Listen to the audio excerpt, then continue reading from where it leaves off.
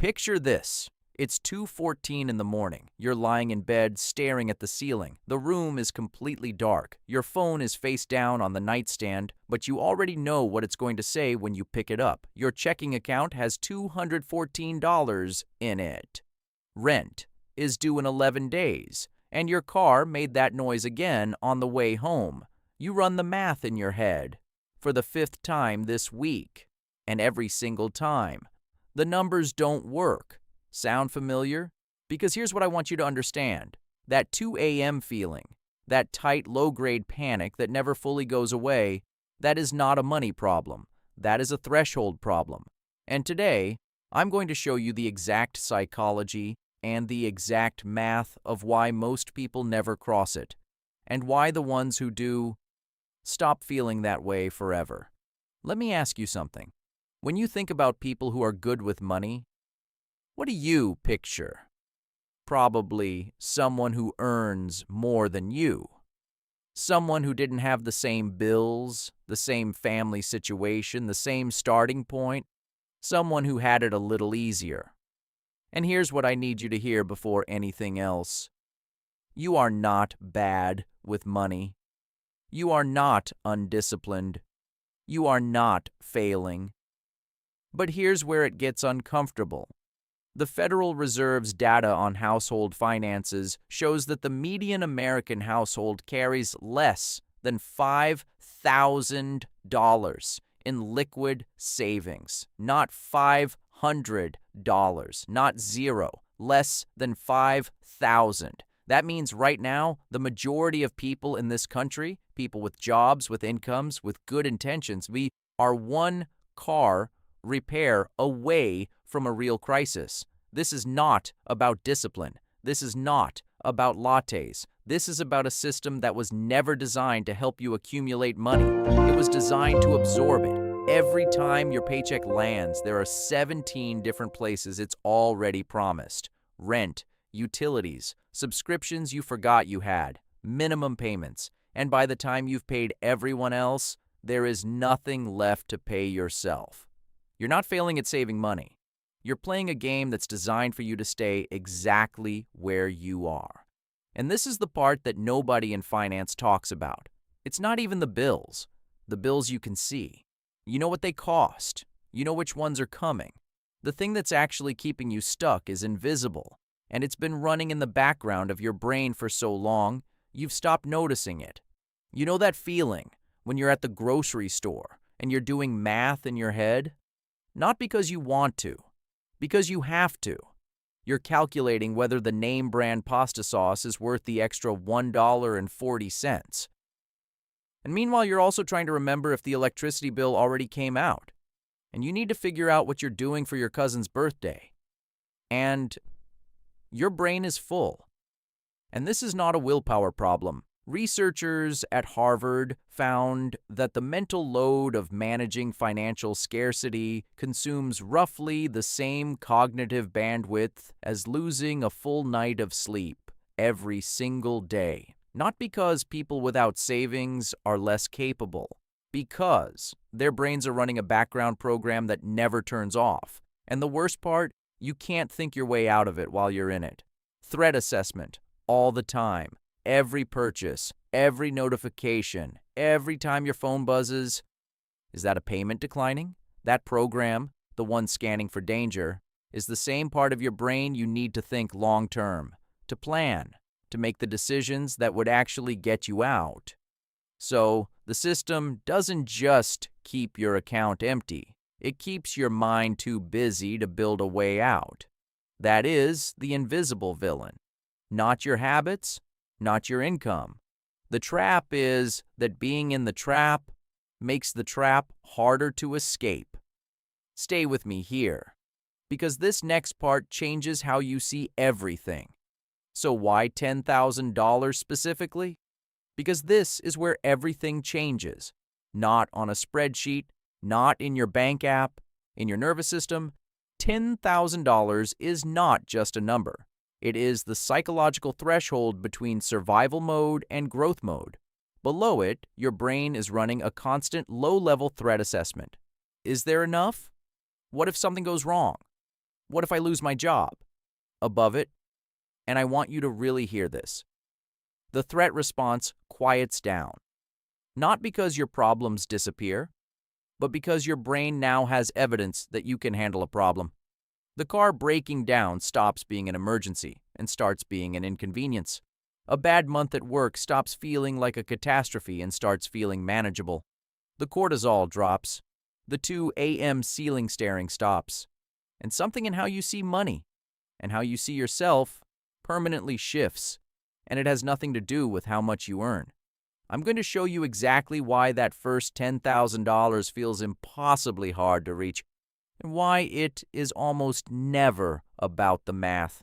Let me show you what this looks like in real life. And I mean the real moments, not the big ones. Person A's check engine light comes on. First thought, which bill do I move around this month? Person B's check engine light comes on. First thought, I should book that in this week. Same car, same light, completely different life. Person A is at the checkout. Their card is in their hand. And for just a second, that half second before the machine beeps, they hold their breath. They don't know if it's going to go through. They've been here before. The cashier is looking at them. There are people behind them in the line. Person B doesn't think about it. They tap and walk. Same income. Completely different brain. That half second of held breath. Person A lives there, not at the checkout. Everywhere. At the petrol station. Opening their banking app. Seeing a friend's name come up on their phone. And wondering if it's about money they owe them. Person A doesn't apply for the better job, because what if the background check involves a credit check? Person A says yes to the bad shift because they can't afford to be the person who says no. Person A buys the cheap version of the thing that breaks in 3 months and ends up spending more. Scarcity doesn't just cost money, it costs decisions, and decisions compound. The person who has $10,000 in a savings account isn't luckier than you. They're just making every choice from a different emotional starting position, and that starting position changes everything downstream. This is the number that should bother you more than your bank balance. Now, let's talk about where the money actually goes, because this is the part that nobody wants to see. The average Canadian household spends $164 a month on subscriptions they either forgot about or barely use. That's $1,968 a year. Not invested, not saved, gone. The average car payment right now sits at around $700 a month. $700. That's $8,400 a year. And here's the number that should stop you cold. If that $700 went into an S&P 500 index fund every single month instead, at a historically average 7% annual return over 10 years, that is $121,000. One car payment, $121,000 of wealth gone. That's not a coffee problem. That's a wealth destruction problem. But here's the uncomfortable truth. Most people making $700 car payments are not driving $700 cars. They're driving the idea of being the kind of person who can afford a $700 car. They're paying for an identity, and that identity is costing them their financial future. The Bureau of Labor Statistics reports that the bottom 40% of earners spend more on vehicle costs than they do on food. More than food. The thing that keeps them alive. Most people will watch this, nod, and change nothing. Here's why. This is what invisible wealth destruction looks like. Not one big bad decision. 100 small ones that feel completely normal, because everyone around you is making them too. I want to tell you about someone, let's call him Marcus. Marcus was 29. Good job, not a great job, but solid. He made about $58,000 a year, which sounds like enough, and it should have been. But every month, Marcus finished with less than $200 left over. He had the car payment. He had the apartment that was just a little too nice. He had the nights out that were necessary, he told himself, because he worked hard, and he deserved them. He had the subscriptions. He had the clothes. And Marcus was not reckless. He was doing exactly what his entire social world had trained him to do. Spend the money you make. Look the part. Stay comfortable. What Marcus did next is the part most people get completely wrong. His company announced layoffs, and Marcus lay awake that night doing math he couldn't make work. He had 22 days of expenses saved. 22 days. He didn't get laid off. But something changed that night, because for the first time, he saw the game he was playing clearly. He wasn't building a life. He was maintaining a performance. Marcus spent the next 14 months building his first $10,000. He sold the car. He moved to a cheaper apartment. He stopped performing. And the night he crossed $10,000, it wasn't relief he felt. It was something quieter than that. It felt like land under his feet for the first time. Here's the thing that took me the longest to understand. The system is three things. That's it. First, automate the save before you see the money. The moment your paycheck lands, a fixed amount leaves for a separate account. No debit card, different bank. Out of sight, out of the spending decision entirely. Your brain cannot spend money it cannot easily access. Second, the 72-hour rule on every non-essential purchase over $50. Not a ban, just a waiting period. Behavioral economists have found that purchase urgency drops by over 60% within 72 hours. The buy impulse is present bias, your brain overvaluing now versus later. The 72-hour gap lets the future self vote. The question is not whether you can do this. The question is whether you decide to. Third, find the one bill that is theater. Every person I've talked to about this has one. The car that is too much. The apartment that is $300 more than they need. The gym they go to 3 times a year. One bill that is performance, not function. Cut that one thing, redirect it, and the $10,000 becomes a math problem with an answer. But here's what most finance channels completely miss. The $10,000 is not the goal. The goal is to become a different type of person. But here's what nobody tells you about the second $10,000. Right now, every financial decision you make is being made by someone who has never had $10,000. That person has a certain relationship with money built by a lifetime of not having enough of it. The person who has $10,000 makes different choices.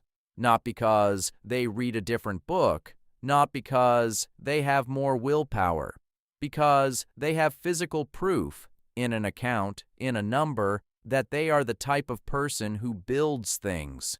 The person saving $10,000 and the person spending $10,000 are not making different decisions. They're living different identities. Every $100 you add to that account is a vote for a new identity, not for a bigger number, for a version of yourself who no longer lies awake at 2 a.m. doing math that doesn't work. And the second $10,000 is faster than the first, not just because of the math, but because the person building it is fundamentally different. The scarcity trap has less grip. The survival mode fires less often. The decisions look different because the person making them is different. So I want to ask you something before we finish. Let's go back to 2:14 in the morning, except this time. Imagine you have $10,400 in a savings account at a bank your debit card isn't connected to. The car made that noise. Rent is coming. And you pick up your phone. And the thought that comes is not, which bill do I not pay? The thought is, I should get that noise looked at this week. That's it. That's the whole shift. Not Ferrari, not retirement on a beach somewhere, just I should get that noise looked at this week, and then you put the phone down and go back to sleep. That silence. The silence of a brain that is no longer running a threat assessment at 2 in the morning. That is what $10,000 actually buys you. Not things, not status. Quiet. Most people never reach their first $10,000, not because they can't, but because nobody ever told them that the goal was never the money. The goal was to stop being someone who is afraid of it. The question I want to leave you with tonight is not how do I save $10,000? You know how now. The question is, who do you decide to be starting from today? Because the version of you that makes that decision tonight that version compounds too.